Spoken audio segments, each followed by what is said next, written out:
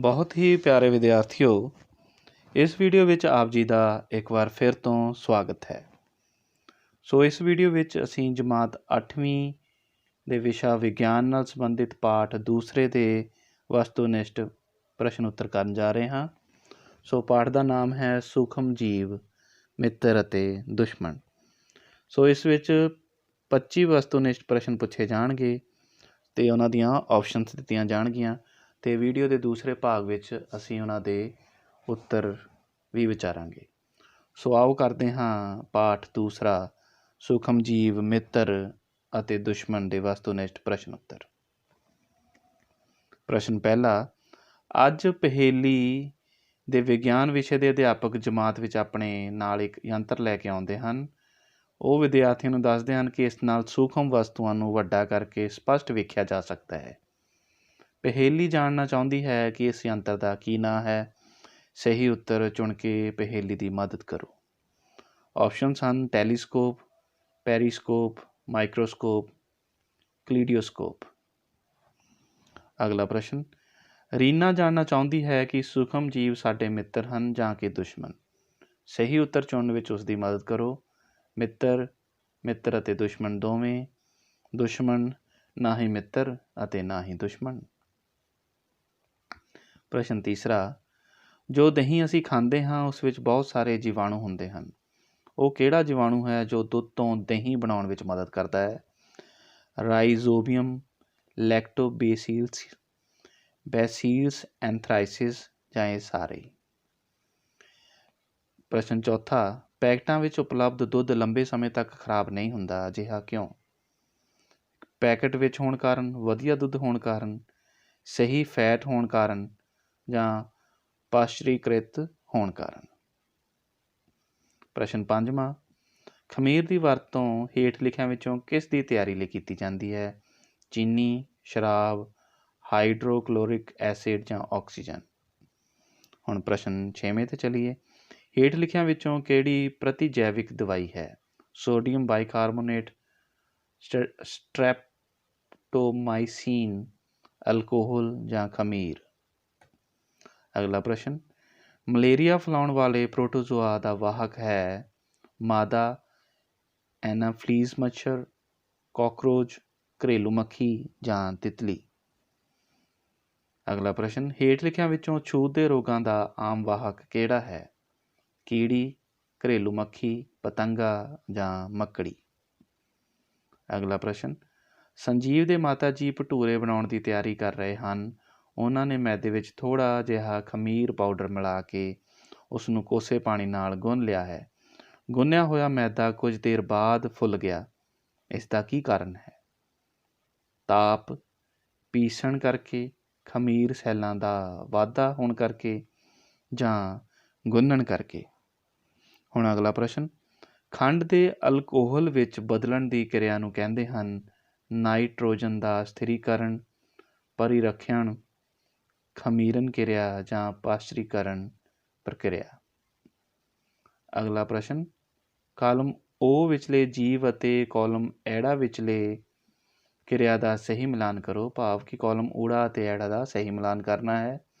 ਸੋ ਊੜੇ ਭਾਗ ਵਿੱਚ ਹਨ ਜੀਵਾਣੂ, ਰਾਈਜ਼ੋਬੀਅਮ, ਵਿਸ਼ਾਣੂ, ਪ੍ਰੋਟੋਜ਼ੋਆ ਅਤੇ ਐੜੇ ਭਾਗ ਵਿੱਚ ਹਨ ਨਾਈਟ੍ਰੋਜਨ ਦਾ ਸਥਿਰੀਕਰਨ, ਮਲੇਰੀਆ ਫੈਲਣ ਦਾ ਕਾਰਨ, ਹੈਜ਼ਾ ਫੈਲਣ ਦਾ ਕਾਰਨ, ਏਡਜ਼ ਫੈਲਣ ਦਾ ਕਾਰਨ। ਸੋ ਅਗਲੇ ਪ੍ਰਸ਼ਨ 'ਤੇ ਚੱਲਦੇ ਹਾਂ। ਰਾਹੁਲ ਛੱਪੜ ਦੇ ਪਾਣੀ ਦੀਆਂ ਕੁਝ ਬੂੰਦਾਂ ਨੂੰ ਕੱਚ ਦੀ ਸਲਾਈਡ ਉੱਤੇ ਫੈਲਾ ਕੇ ਸੂਖਮਦਰਸ਼ੀ ਵਿੱਚੋਂ ਵੇਖਣ ਦੀ ਤਿਆਰੀ ਕਰ ਰਿਹਾ ਹੈ। ਤੁਹਾਡੀ ਜਾਣਕਾਰੀ ਅਨੁਸਾਰ ਉਸ ਨੂੰ ਕਿਹੜੇ-ਕਿਹੜੇ ਸੂਖਮ ਜੀਵ ਵਿਖਾਈ ਦੇ ਸਕਦੇ ਹਨ? ਅਮੀਬਾ, ਪੈਰਾਮੀਸ਼ੀਅਨ, ਸਪਾਇਰੋਗਾਇਰਾ ਜਾਂ ਇਹ ਸਾਰੇ। ਹੁਣ ਅਗਲਾ ਪ੍ਰਸ਼ਨ, ਅਸੀਂ ਆਪਣੇ ਘਰਾਂ ਵਿੱਚ ਭੋਜਨ ਪਦਾਰਥਾਂ ਨੂੰ ਲੰਬੇ ਸਮੇਂ ਤੱਕ ਸੁਰੱਖਿਅਤ ਕਿਵੇਂ ਰੱਖ ਸਕਦੇ ਹਾਂ? ਅਚਾਰ ਬਣਾ ਕੇ, ਮੁਰੱਬਾ ਬਣਾ ਕੇ, ਭੋਜਨ ਪਦਾਰਥਾਂ ਨੂੰ ਫਰਿੱਜ ਵਿੱਚ ਰੱਖ ਕੇ ਜਾਂ ਇਹਨੇ ਸਾਰੇ ਢੰਗਾਂ ਨਾਲ। ਹੁਣ ਅਗਲੇ ਪ੍ਰਸ਼ਨ 'ਤੇ ਚੱਲਦੇ ਹਾਂ। ਹੇਠ ਲਿਖਿਆਂ ਵਿੱਚੋਂ ਕਿਹੜਾ ਸੂਖਮ ਜੀਵ ਆਪਣੇ ਮੇਜ਼ਬਾਨ ਜੀਵ ਦੇ ਸੈੱਲਾਂ ਅੰਦਰ ਪਹੁੰਚ ਕੇ ਹੀ ਜਣਨ ਕਿਰਿਆ ਕਰਦਾ ਹੈ? ਜੀਵਾਣੂ, ਕਾਈ, ਵਿਸ਼ਾਣੂ ਜਾਂ ਉੱਲੀ।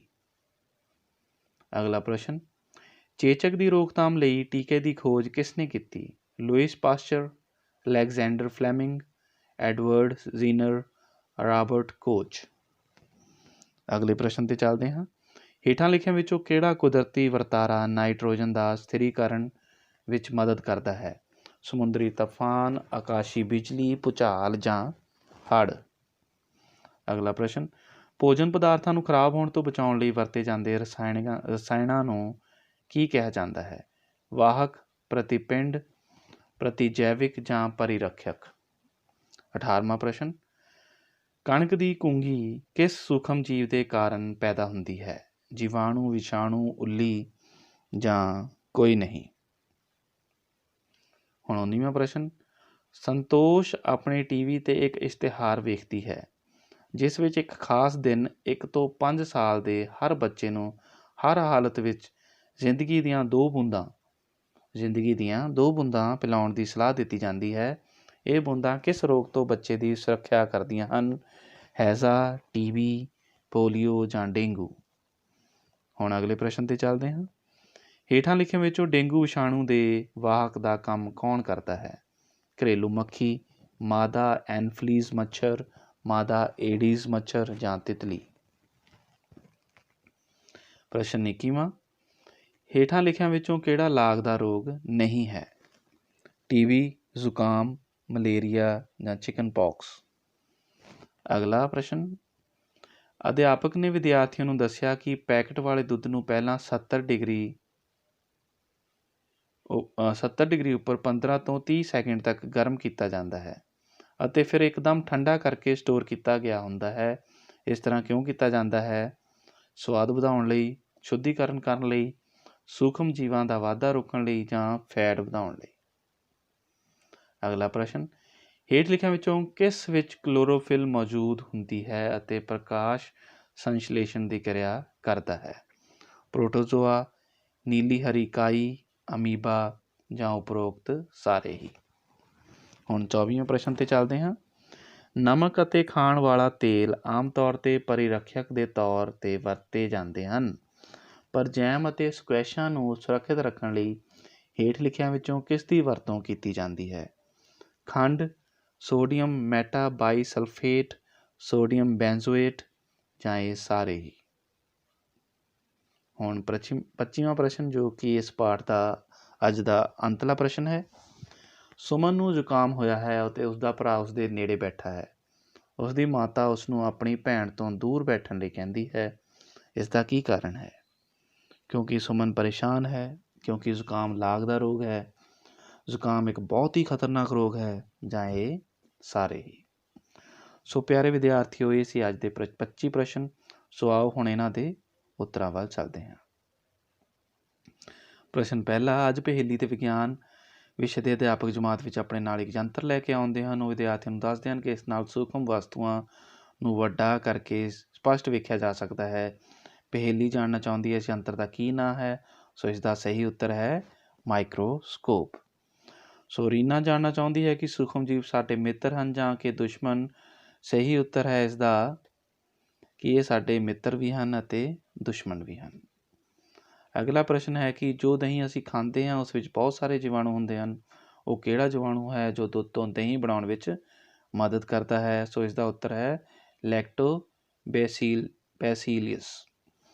ਪ੍ਰਸ਼ਨ ਚੌਥਾ, ਪੈਕਟਾਂ ਵਿੱਚ ਉਪਲਬਧ ਦੁੱਧ ਲੰਬੇ ਸਮੇਂ ਤੱਕ ਖਰਾਬ ਨਹੀਂ ਹੁੰਦਾ ਕਿਉਂਕਿ ਪਾਸ਼ਚੀਕ੍ਰਿਤ ਹੋਇਆ ਹੁੰਦਾ ਹੈ ਦੁੱਧ, ਜਾਣੀ ਕਿ ਪੈਸਚਰਾਈਜ਼ ਜਿਹਨੂੰ ਕਹਿੰਦੇ ਆ, ਉਹ ਕੀਤਾ ਹੁੰਦਾ ਇਹ ਦੁੱਧ। ਖਮੀਰ ਦੀ ਵਰਤੋਂ ਹੇਠ ਲਿਖਿਆਂ ਵਿੱਚੋਂ ਕਿਸ ਦੀ ਤਿਆਰੀ ਲਈ ਕੀਤੀ ਜਾਂਦੀ ਹੈ? ਉੱਤਰ ਹੈ ਸ਼ਰਾਬ ਦੀ ਤਿਆਰੀ ਲਈ।